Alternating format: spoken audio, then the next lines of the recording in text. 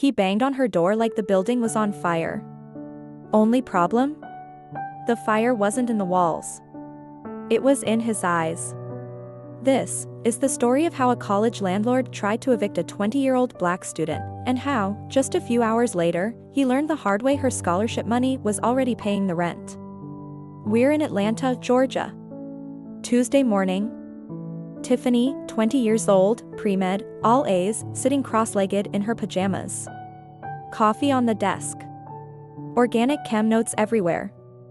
Then, bang. Bang. Bang, the kind of knocking that makes your stomach drop.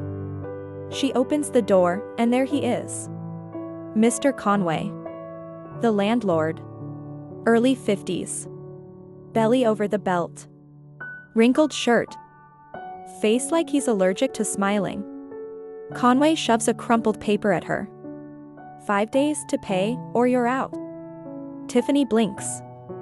What? I paid last month. He leans in. That check bounced. Don't play games. I don't care where you go. Now here's where I pause and give you some backstory. Tiffany wasn't a problem tenant. No loud parties. No late-night drama. She had a full-ride scholarship, tuition, books, and even housing money paid directly to her every month. But last month? Her mom got sick back in South Carolina. Hospital bills stacked up. Tiffany sent half her allowance home. Rent still got paid until a glitch delayed her scholarship deposit. She tries to explain. Conway waves her off. Nope. Already got someone lined up. Pays cash. No drama. And then, under his breath, you people are always making excuses. You people. That hit Tiffany harder than the eviction notice. She knew that tone. She'd heard it her whole life. But she kept her voice steady. I'll sort it out. I have the funds. He smirked and walked away. That night, she's studying when her phone pings. Email from the scholarship office. The glitch?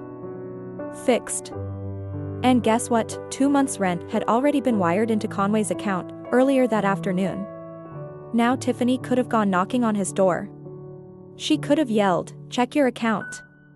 But she didn't. She decided to let him dig his own grave. Next morning, she heads to the university housing office. Shows them the eviction notice, the proof of payment, the timestamp. The officer leans back in his chair. He tried to evict you after getting paid? They call the campus legal team right there. By lunchtime, Conway gets a knock on his door. 2 attorneys. A city inspector. Turns out, this wasn't his first stunt. He'd been losing payments on paper, evicting tenants early, then re-renting at higher prices. But this time? He targeted a scholarship-funded student. That's not just shady, it's federal. Housing discrimination. Fraud. Messing with federal education benefits. That evening, Tiffany saw him pacing in the parking lot, sweating like the Georgia sun had a grudge. We must have had a misunderstanding, he stammered. You can stay as long as you like. She didn't even answer. Just walked past. By the end of the week, his building was under investigation. Rumor was, he might lose his rental license altogether. Tiffany didn't stop there. She started speaking at student housing workshops. Teaching students how to keep receipts. How to report discrimination.